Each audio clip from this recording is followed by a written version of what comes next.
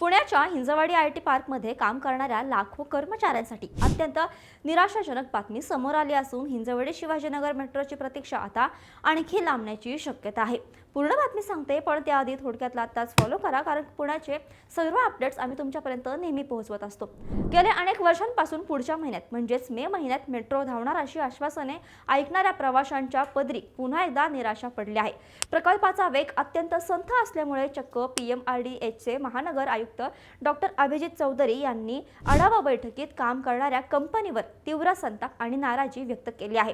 8,313 कोटी रुपयांच्या या महत्त्वाकांक्षी प्रकल्पासाठी बहुतांश निधी खर्च झाला आहे। मात्र प्रत्यक्षात पहिल्या टप्प्यातील 12 स्थानकांची नागरी कामे, लिफ्ट, एक्सेलेटर, प्रवासी सुविधा आणि तांत्रिक चाचण्या अजूनही अपूर्णच आहेत। त्यामुळे 15 जूनला दिलेला मुहूर्त देखील हुकणार हे आता स्पष्ट झालं असून वारंवार बदलणाऱ्या तारखांमुळे नागरिकांचा आता प्रशासनावरील विश्वास उडाला आहे।